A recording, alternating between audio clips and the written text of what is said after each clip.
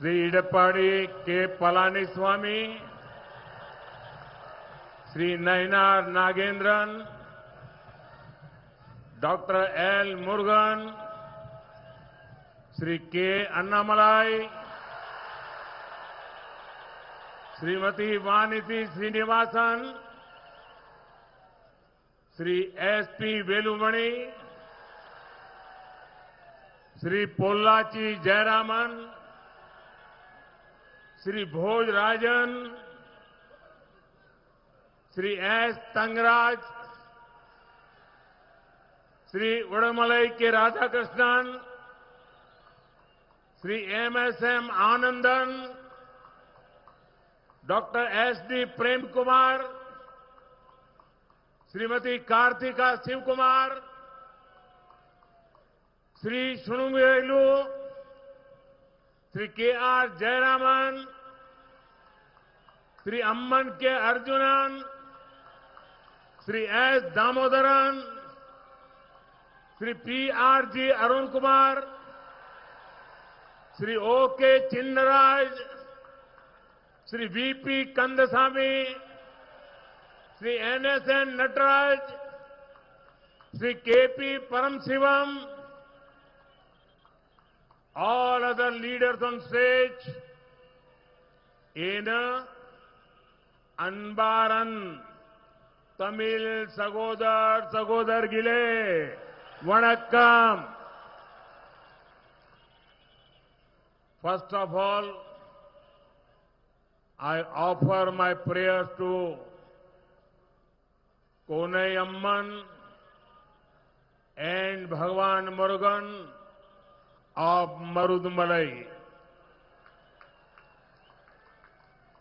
Just a few days ago, my Tamil brothers and sisters celebrated Puthandu across the world.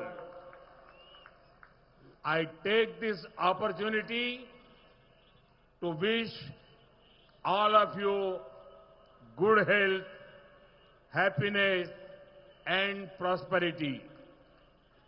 மேடையிலே வீற்றிருக்கின்ற அனைத்து தலைவர்களே, என் அன்பார்ந்த தமிழ் சகோதர சகோதரிகளே, வணக்கம். கோனி அம்மனுக்கும் மருதமலை முருகப்பெருமானுக்கும் முதற்கண் நான் என் பிரார்த்தனைகளை காணிக்கையாக்குகின்றேன். சில நாட்களுக்கு முன்புதான் உலகெங்கிலும் இருக்கும் என் தமிழ் சகோதர சகோதரிகள் புத்தாண்டு தினத்தை கொண்டாடினார்கள். இந்த வாய்ப்பினை பயன்படுத்தி நான் உங்கள் அனைவரின் உடல்நலம், சந்தோஷம், நல்வளம் ஆகியவற்றுக்காக என் நல்வாழ்த்துக்களை தெரிவிக்கின்றேன். A new year brings new hope and new energy. In this time of new beginnings, a new chapter is being written in the politics of Tamil Nadu.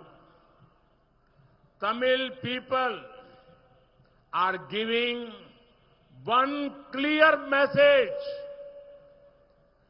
NDA is in, DMK is out. புத்தாண்டு என்பது புதிய நம்பிக்கை, புதிய சக்தியை கொண்டு வருவது. புதிய தொடக்கம் எனும் இந்த வேளையிலே தமிழ்நாட்டின் அரசியலில் ஒரு புதிய அத்தியாயம் எழுதப்பட்டுக் கொண்டிருக்கின்றது. தமிழ் மக்கள் தெளிவான ஒரு செய்தியினை அளிக்கிறார்கள். என்டிஏவின் வெற்றி, திமுகவின் வெளியேற்றம். Friends, Kongu Nadu, especially Kovai, is a land of hard-working and affectionate people. You have always stood firmly with the politics of development with BJP, NDA. और इसलिए मैं जब भी यहां आता हूं, मुझे एक अपनेपन का भाव महसूस होता है. கொங்கு நாட்டு மக்களே, குறிப்பாக கோவை கடும் உழைப்பாளிகளுக்கும் பாசமிகு மக்களுக்கும் சொந்தமான பூமி. வளர்ச்சி அரசியலுக்கு பக்கபலமாக பிஜேபி தேசிய ஜனநாயக கூட்டணிக்கு உற்ற தோழனாக நீங்கள் எப்போதுமே உறுதியாக இருந்து வந்திருக்கிறீர்கள். ஆகையால்தான் நான் இங்கே எப்போது வந்தாலும் நான் உங்களில் ஒருவனாக உணர்கின்றேன். आज अपनों के बीच मैं अपनी पीड़ा और अपना गुस्सा व्यक्त करना चाहता हूं.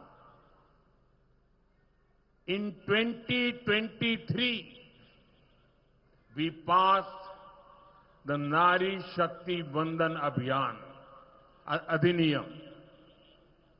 And on the 16th of this month, we took a historic step to move towards implementing women's reservation in Parliament and legislative assemblies.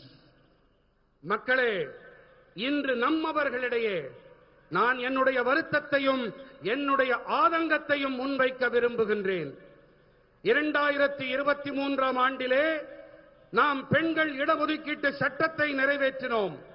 இந்த மாதம் 16ஆம் தேதி என்று நாடாளுமன்றத்திலும் சட்டப்பேரவைகளிலும் பெண்கள் இடஒதுக்கீட்டை அமல் செய்யும் வரலாற்று பூர்வமான அடியெடுப்பை படியினை நாம் எடுத்து வைத்தோம். मैंने पर्सनली सारी पॉलिटिकल पार्टी से इसे सपोर्ट करने की अपील की थी. I told them very clearly that they may take the credit. I have no objection. I only wanted sisters from ordinary families to be able to come to Parliament and Vidhan Sabha in greater numbers. தனிப்பட்ட முறையிலே கூட நான் எல்லா அரசியல் கட்சிகளிடமும் ஆதரவு கோரினேன். எல்லா பாராட்டையும் நீங்களே எடுத்துக்கங்க, எனக்கு எந்த ஆட்சேபனையும் இல்லை என்று தெளிவாக கூறினேன். ஆனா எனக்கு வேணுங்கிறதெல்லாம் ஒண்ணுதான், சாதாரண குடும்பங்களைச் சேர்ந்த என்னுடைய சகோதரிகள் நாடாளுமன்றத்துக்கும் சட்ட பேரவைகளுக்கும் அதிக எண்ணிக்கையிலே வர வேண்டும் என்பது மட்டுமே என்னுடைய ஆசை. But unfortunately, this noble effort was derailed.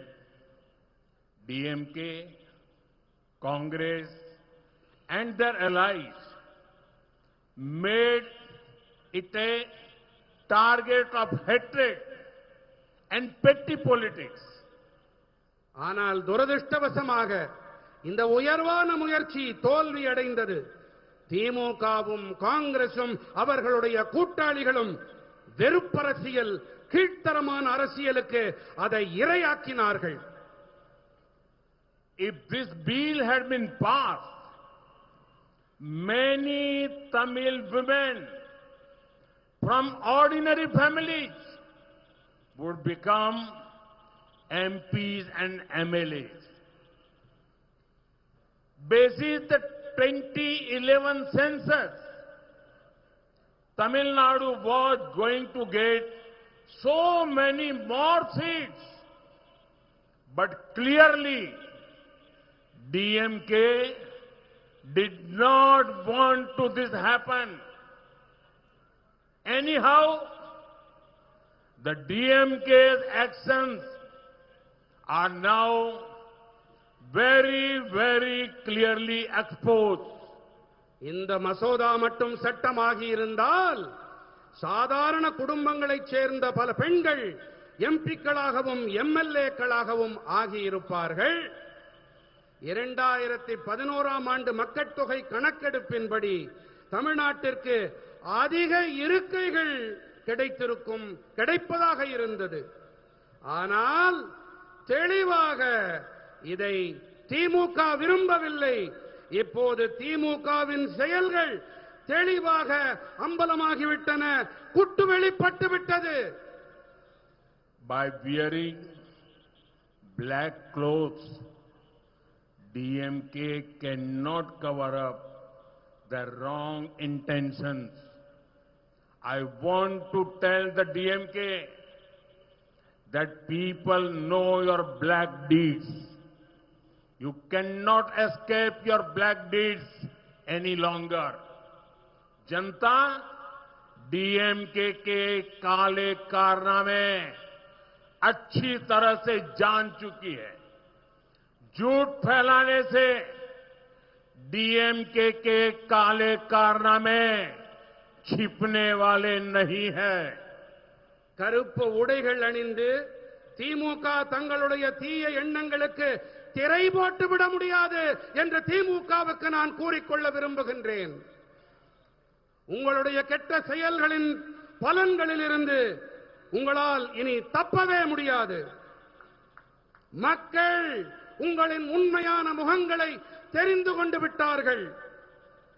பொய்களை பேசித் திரியும் திமுகவால் இனிமேல் புரட்டுக்களை புனை சுருட்டுக்களை மறைக்க முடியாது. और मैं तमिलनाडु की जनता को एश्योर करता हूं, I assure you all that this is nothing the end of our fight. This is just the beginning. BJP और एनडीए आपके अधिकारों के लिए संघर्ष करते रहेंगे. தமிழர்களே, உங்களுக்கு நான் ஒன்று உறுதிபட கூறிக்கொள்ள விரும்புகின்றேன். இது எங்களுடைய போராட்டத்தின் முடிவு அல்ல, இது தொடக்கம்தான். பிஜேபியும் தேசிய ஜனநாயக கூட்டணியும் உங்களுடைய உரிமைகளுக்காக தொடர்ந்து போராடி வருவார்கள். இது என்னுடைய உறுதிப்பாடு.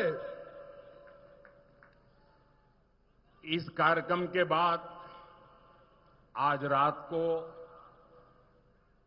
8:30 बजे 8:30 मैं राष्ट्र के नाम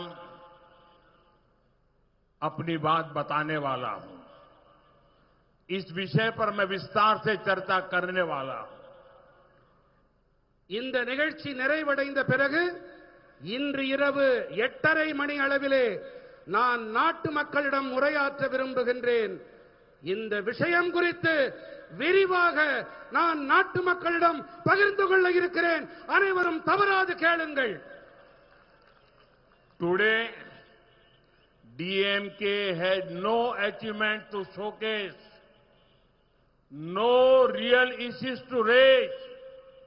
That is why they resorted to spreading false fears about a reduction in Tamil Nadu seats. DMK had said earlier that current proportional representation must be maintained. और हमने इसी का प्रस्ताव भी दिया था, लेकिन अब इन लोगों ने यू टर्न कर लिया. இன்று பெருமையாக சொல்லிக்கொள்ள திமுகவிடம் எந்த சாதனைகளும் கிடையாது. குற்றம் சொல்ல உண்மையான எந்த பிரச்சனைகளும் இல்லை. அதனால்தான் தமிழ்நாட்டின் இருக்கைகள் குறைப்பு பற்றி பொய்யான பயங்களை பரப்பத் தொடங்கி இருக்கின்றார்கள்.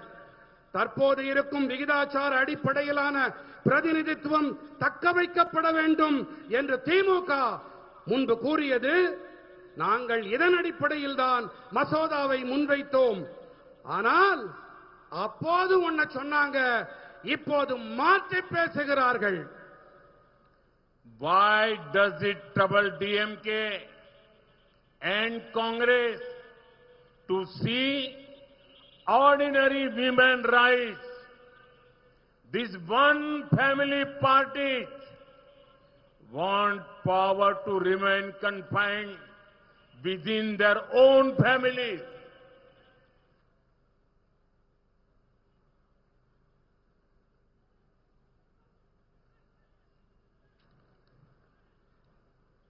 சாதாரண பெண்கள் உயர்வடைந்தால் ஏன் திமுகவிற்கும் காங்கிரசிற்கும் ஏறுகிறது?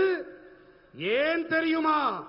ஏனென்றால் இந்த ஒற்றை குடும்ப கட்சிகள் அதிகாரம் தங்கள் குடும்பங்களுக்கு உள்ளேயே இருக்க வேண்டும் என்று ஆசைப்படுகின்றார்கள்.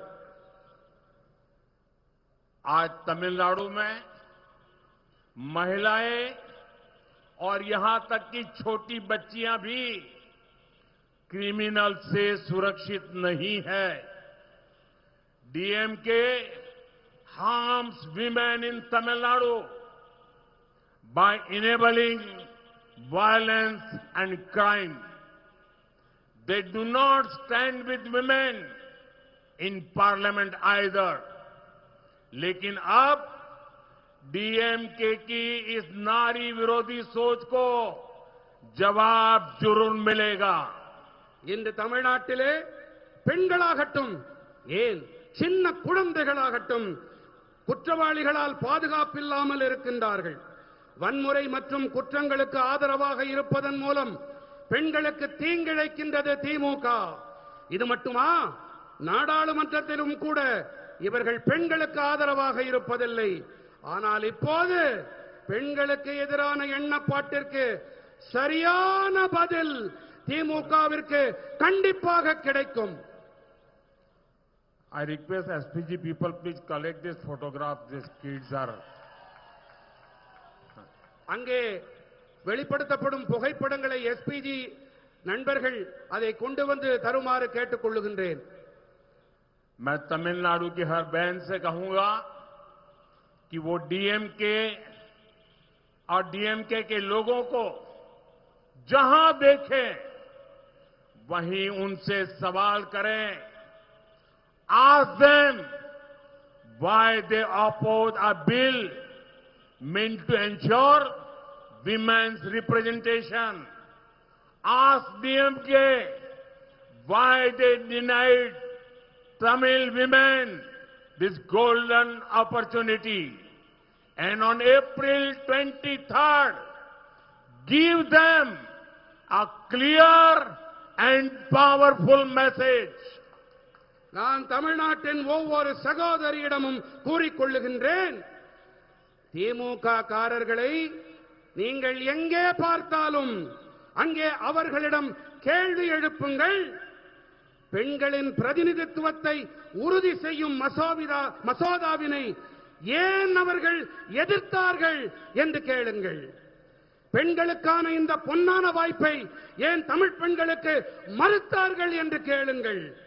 மேலும் ஏப்ரல் மாதம் 23ஆம் தேதி என்று தெளிவான பலமான செய்தியினை அவர்களுக்கு நீங்கள் அளியுங்கள். I see Tamil Nadu as an important engine of growth for India.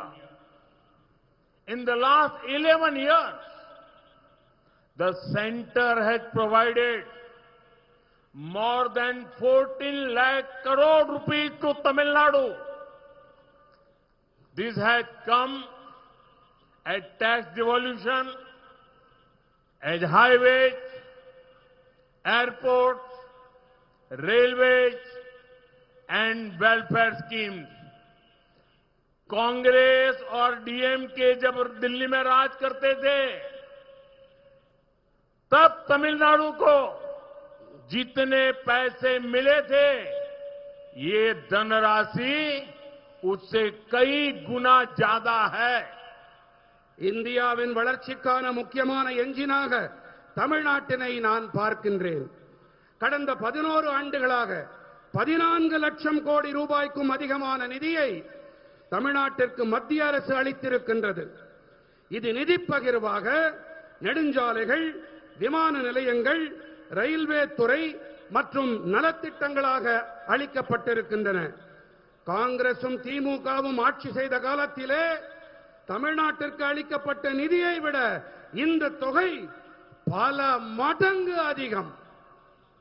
Over the past 5 years, two things have increased to record levels in Tamil Nadu.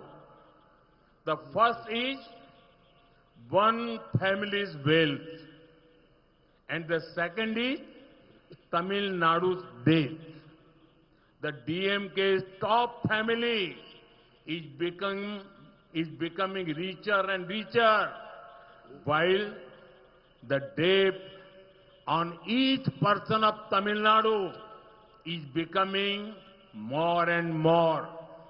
நண்பர்களே, கடந்த 5 ஆண்டுகளாக தமிழ்நாட்டிலே 2 விஷயங்கள் சாதனை அளவுகளை எட்டி இருக்கின்றன. முதலாவதாக ஒரு குடும்பத்தின் சொத்து, இரண்டாவது தமிழ்நாட்டின் கடன்.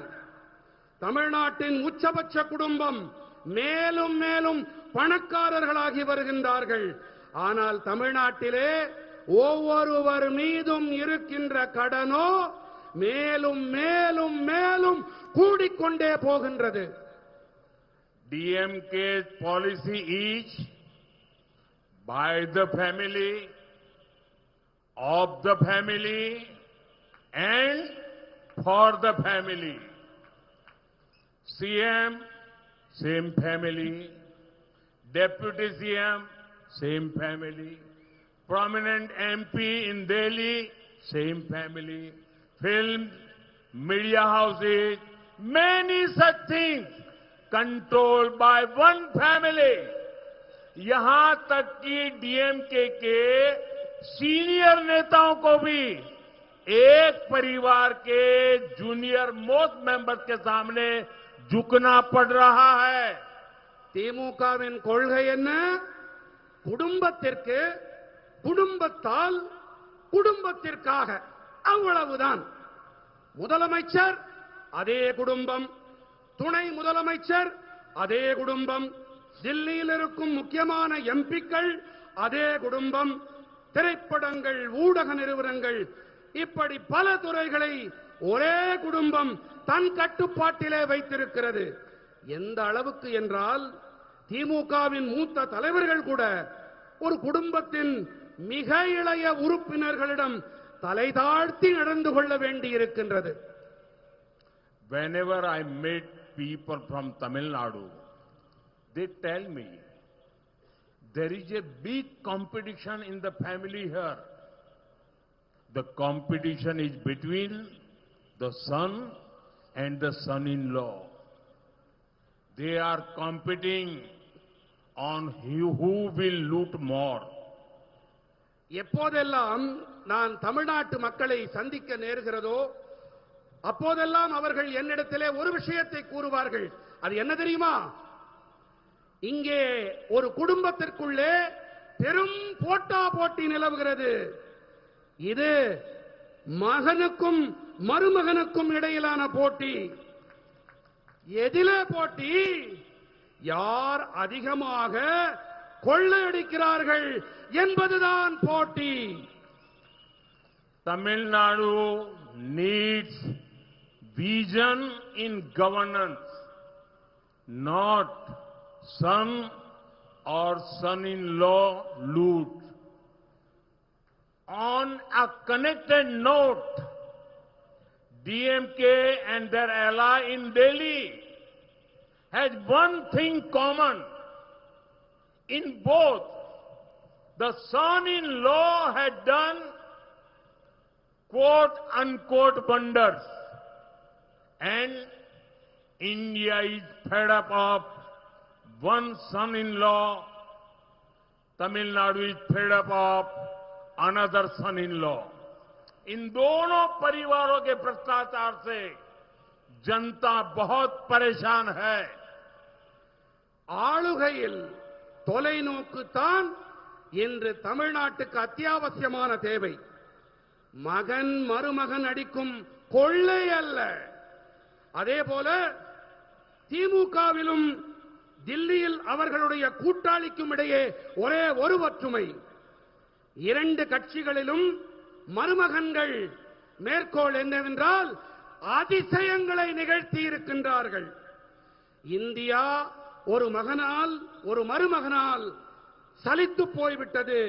இன்னொரு மருமகனால் தமிழ்நாட்டு சரித்து போய்விட்டது. இந்த இரண்டு குடும்பங்களின் ஊழலால் மக்கள் பெரும் வேதனையில் இருக்கின்றார்கள். But look at the contrast between DMK and BJP. Take the example of a proud son of Coimbatore, Thiru C.P. Radhakrishnan ji. no political background. He grew through honesty and hard work. For example, when he was in the choir board, he took its export to record levels. Now, a son of Coimbatore is our vice president. ஆனால் திமுகவிற்கும் பிஜேபிக்கும் இடையிலான வித்தியாசத்தை பாருங்கள். கோயம்புத்தூரின் மண்ணின் மைந்தன் CP Radhakrishnan அவர்களையே எடுத்துக்காட்டாக எடுத்துக் கொள்வோமே. அரசியல் பின்புலம் ஏதும் கிடையாது. நேர்மை மற்றும் கடுமையான உழைப்பால் உயர்ந்தவர். தென்னை நார் வாரியத்தில் இருந்தபோது ஏற்றுமதியை சாதனை அளவுகளுக்கு கொண்டு சென்றார். இப்போது கோயம்புத்தூரின் மண்ணின் மைந்தன் ஒருவர் நமது துணை குடியரசுத் தலைவராக இருக்கின்றார். कोयम्बतूर के लोगों ने हमेशा से डीएमके की भ्रष्ट और माफिया स्टाइल राजनीति को नकारा है. Therefore, DMK looks at this region with a feeling of political revenge. Remember how a member of DMK's top family insulted the people a few months ago. Now they have sent here a politician known for massive scams, including test-back scam. திமுகவின் ஊழல் மலிந்த ரவுடியீச அரசியலை கோயம்புத்தூர் மக்கள் எப்போதுமே புறக்கணித்து வந்திருக்கின்றார்கள். ஆகையால் தான் இந்த பகுதியை ஒரு அரசியல் பழிவாங்கும் நோக்கோடுதான் திமுக அணுகி வந்திருக்கின்றது. திமுகவின் உச்சபட்ச குடும்பத்தின் உறுப்பினர் ஒருவர் கோவை மக்களை சில மாதங்களுக்கு முன்னால் எப்படி அவமானம் செய்தார் என்பது நினைவிருக்கிறது இல்லையா? டாஸ்மாக் ஊழல் போன்ற பெரிய பெரிய மோசடிகளுக்கு பெயர் போன ஒரு அரசியல்வாதியை இப்போது இங்கே அவர்கள் அனுப்பியிருக்கின்றார்கள். Friends, when there is a double engine government, work moves faster. Schemes reach people quicker.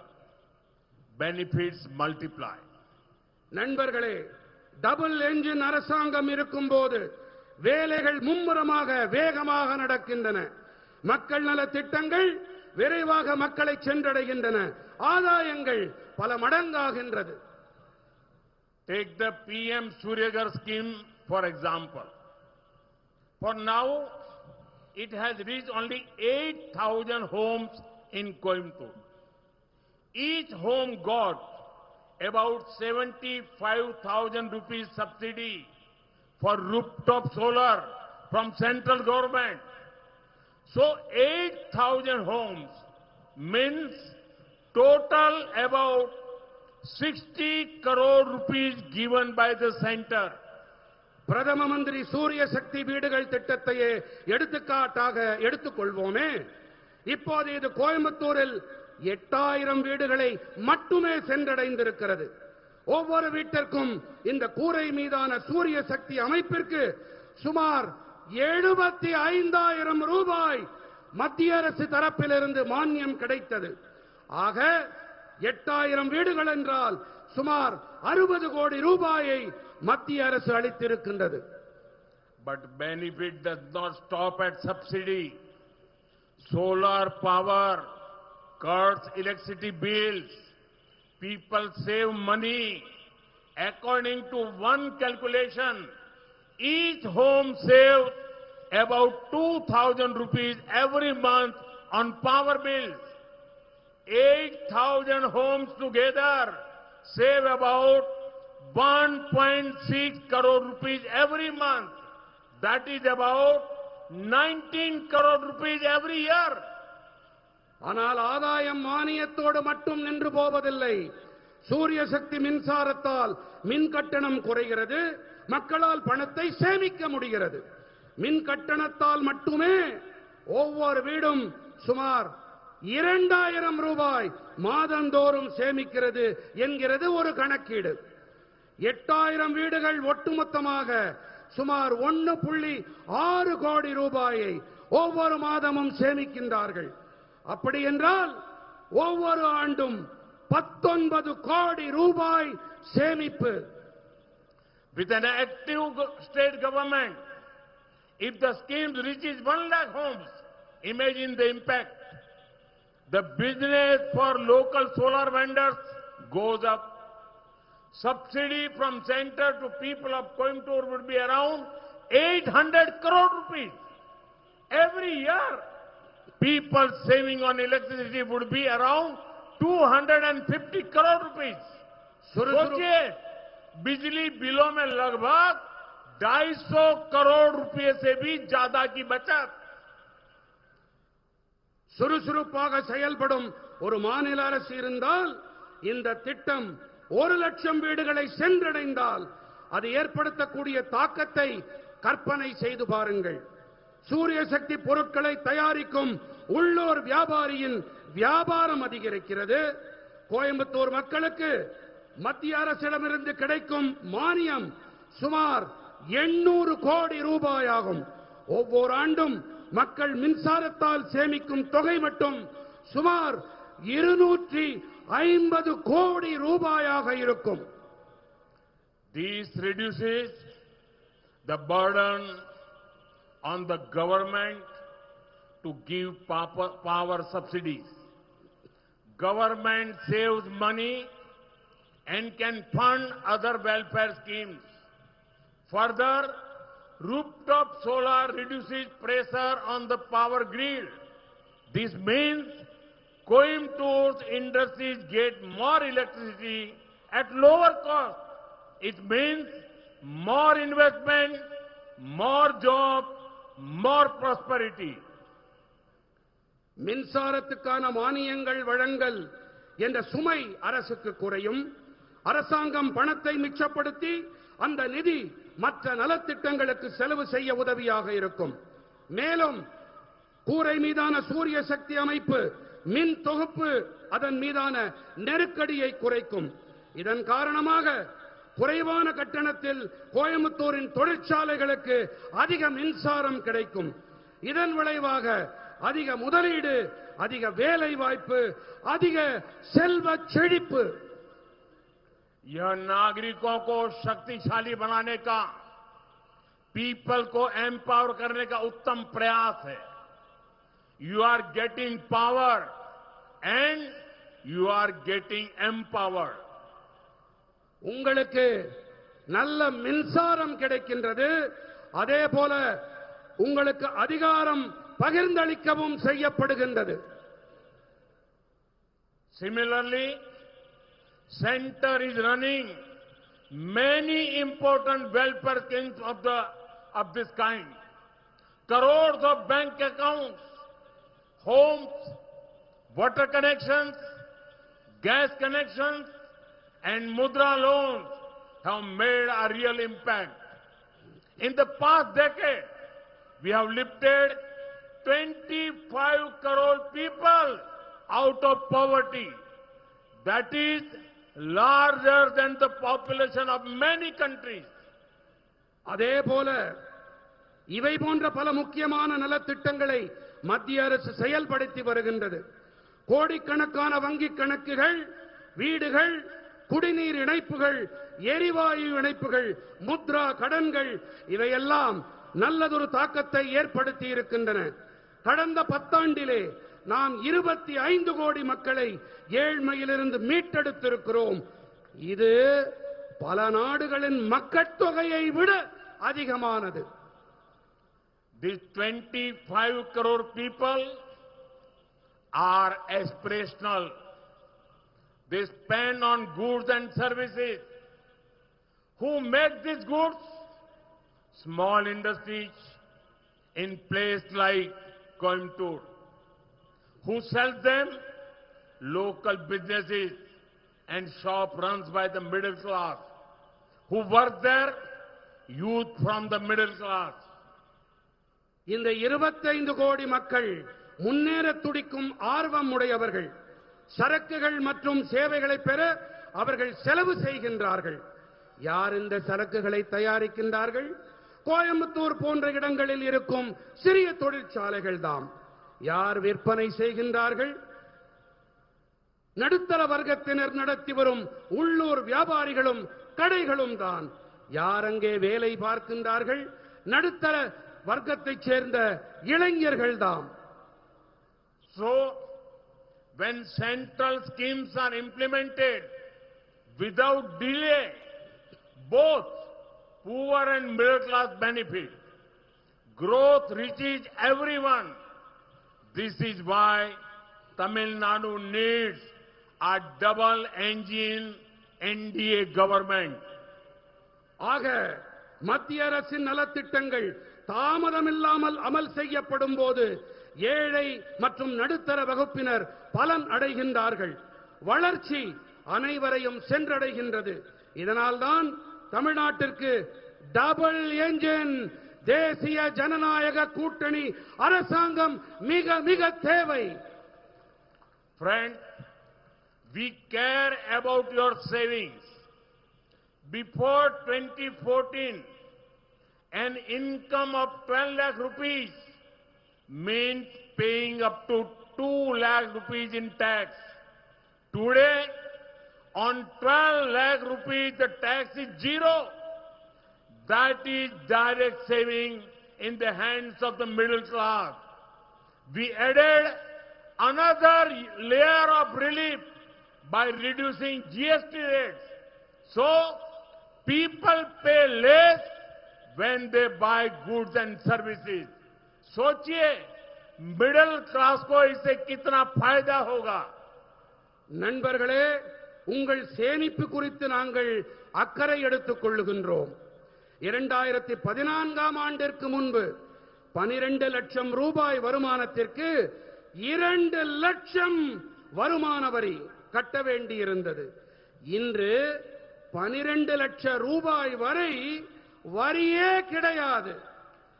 இது மத்திய தட்டு மக்களின் கைகளிலே நேரடியான சேமிப்பு. ஜிஎஸ்டி வரி விகிதங்களை குறைத்து அடுத்த கட்ட நிவாரணத்தை நாங்கள் அளித்திருக்கின்றோம். அந்த வகையிலே சரக்குகளையும் சேவைகளையும் மக்கள் வாங்கும்போது மக்கள் குறைவாக செலவு செய்கின்றார்கள். நடுத்தர மக்களுக்கு எத்தனை ஆதாயம் பாருங்கள். Now, families can save more for education, health and housing. They can invest more and earn more from it. They can also spend more on goods and services. கல்வி, ஆரோக்கியம், வீட்டு வசதி ஆகியவை தொடர்பாக குடும்பங்கள் இனி அதிகமாக சேமிக்க முடியும். அதிக முதலீடு செய்து அதிலிருந்து அதிக வருமானம் ஈட்டிக் கொள்ள முடியும்.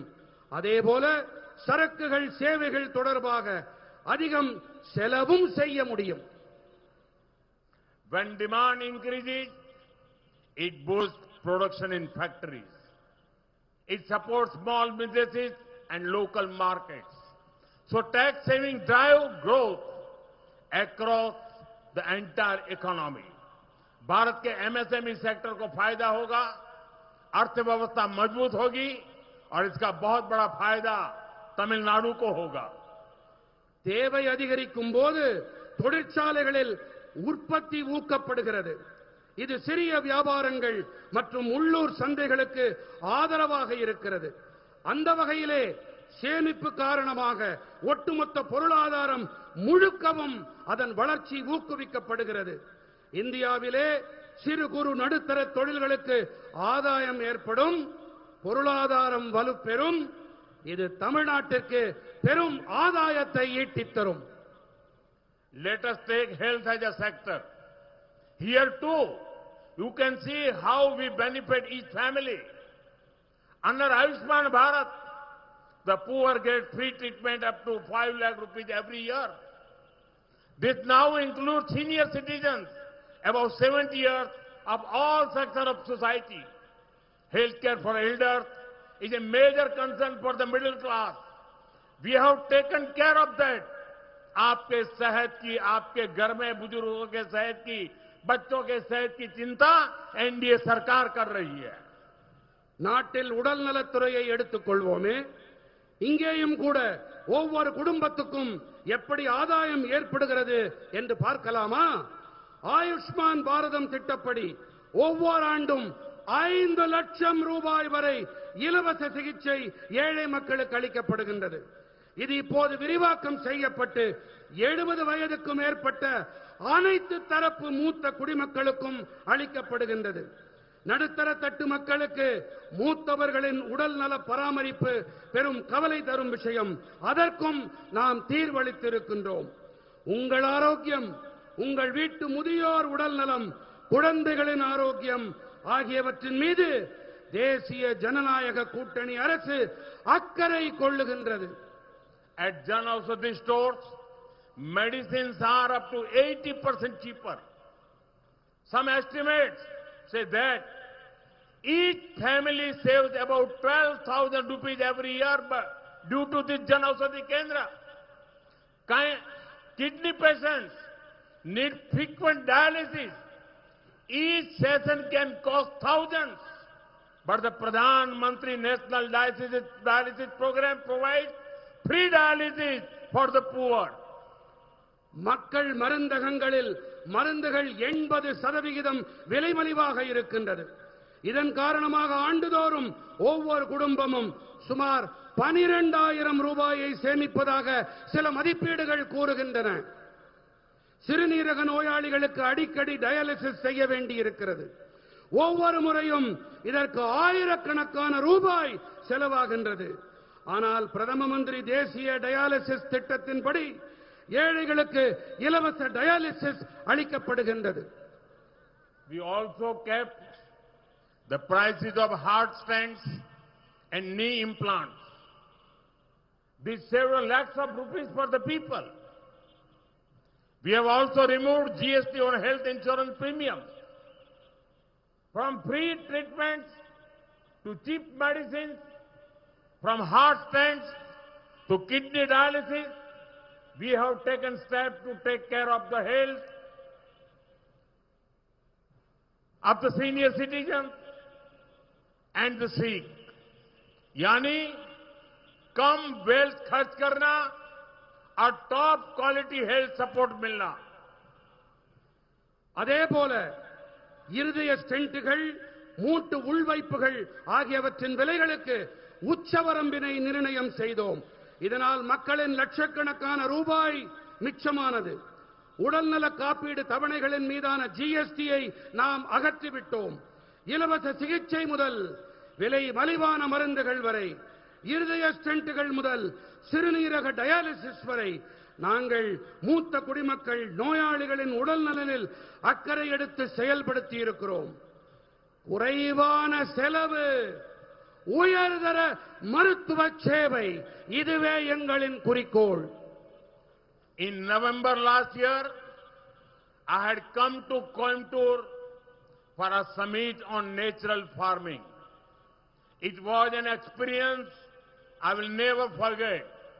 Hard-working, progressive farmers from Coimbatore and Tamil Nadu showed their innovations in this area. I salute our farmers. I also assure them that the double-engine NDA government in Tamil Nadu will improve their lives. DMK सरकार के कभी किसानों की चिंता नहीं की. NDA की double engine सरकार किसान कल्याण को प्रायोरिटी देगी. கடந்த ஆண்டு நவம்பர் மாதம் நான் கோயம்புத்தூருக்கு இயற்கை வேளாண்மை மாநாட்டிலே பங்கெடுக்க வந்திருந்தேன். அது மறக்க முடியாத அனுபவமாக இருந்தது. கோவை தமிழ்நாட்டின் கடினமாக உழைக்கும் விவசாயிகள் தங்கள் புதுமைகளை காட்சிப்படுத்தினார்கள்.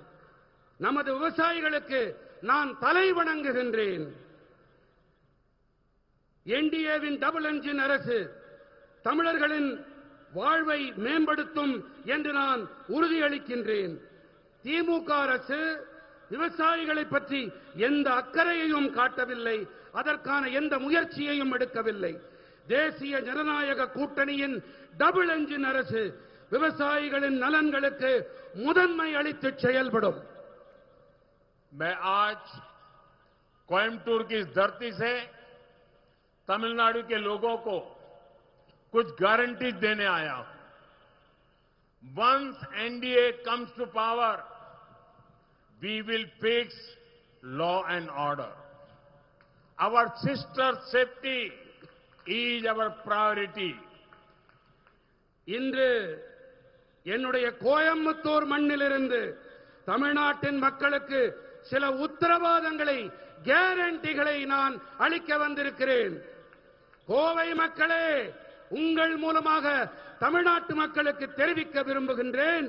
என்டிஏ ஆட்சிக்கு வந்தவுடனேயே நாங்கள் சட்டம் ஒழுங்கினை சீர் செய்வோம். We will take strong action against land mafia, sand mafia and liquor mafia. We will create a Tamil Nadu that is free from the evil of drugs. This will save the lives of thousands of youth. நில அபகரிப்பு பெருங்குற்றவாளிகள், மணல் அள்ளும் பெருங்குற்றவாளிகள், மதுபான பெருங்குற்றவாளிகள் ஆகியோருக்கு எதிராக கடுமையான நடவடிக்கை எடுப்போம். போதைப் பொருள் என்ற தீமையினை, தமிழ்நாட்டினை, அது இல்லாத தமிழ்நாட்டினை நாங்கள் உருவாக்குவோம்.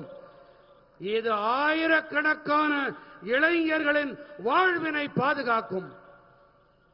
We will end the DMK's transfer posting scams and corruption. We will investigate all of DMK scams and take action. यहां की सारी भर्तियों में पारदर्शिता होगी और यहां के लाखों नौजवानों को रोजगार मिलेगा. திமுகவின் இடமாற்றத்திற்காக பணம் பெறுதல், பண மோசடி, ஊழல் ஆகியவற்றுக்கு நாங்கள் முடிவு கட்டுவோம். திமுக செய்திருக்கும் அனைத்து மோசடிகளையும் புலனாய்வு செய்து நடவடிக்கை எடுப்போம். மேலும் இங்கே அனைத்து நியமனங்களும் ஒளிவு மறைவற்ற முறையிலே நடக்கும். மேலும் இங்கே இடமாற்றத்திற்காக இங்கே லட்சக்கணக்கான இளைஞர்களுக்கு இங்கே வேலை வாய்ப்பு உருவாக்கப்படும். मैं विशेष रूप से अपने बीजेपी के और एनडीए के कार्यकर्ता साथियों से भी कहूंगा, in the coming days reach every household in this region, meet every voter, especially first time voters and women voters. குறிப்பாக நான் பிஜேபியின் காரியகர்த்தர் நண்பர்களுக்கு ஒன்று கூறிக்கொள்ள விரும்புகின்றேன். வரவிருக்கும் நாட்களிலே இந்த பகுதியிலே இருக்கும் ஒவ்வொரு வீட்டுக்கும் செல்லுங்கள். ஒவ்வொரு வாக்காளரையும், குறிப்பாக முதல் முறை வாக்களிக்கும் வாக்காளர்கள், பெண்கள் ஆகியோரை சந்தியுங்கள். Explain NDA's vision to them, expose DMK's failures, tell people that this election is about Tamil Nadu's future. Ensure that on 23rd April, every booth witnesses record voting. आइए साथ मिलकर विकसित तमिलनाडु बनाएं, विकसित भारत बनाएं. என்டிஏவின் தொலைநோக்கை அவர்களுக்கு விளக்கிச் சொல்லுங்கள். திமுகவின் தோல்விகளை அவர்களிடம் எடுத்துச் சொல்லுங்கள். இந்த தேர்தல் தமிழ்நாட்டின் எதிர்காலம் பற்றியது என்று அவர்களிடத்திலே உரக்கச் சொல்லுங்கள். ஏப்ரல் 23ஆம் தேதியன்று ஒவ்வொரு பூத்திலும் வரலாறு காணா வாக்களிப்பு நடப்பதை நீங்கள் உறுதி செய்யுங்கள். வாருங்கள், நாம் அனைவரும் இணைந்து வளர்ச்சியடைந்த தமிழ்நாட்டை உருவாக்குவோம், வளர்ச்சியடைந்த பாரதத்தை படைப்போம். भारत माता की, भारत माता की, भारत माता की. वणक्कम.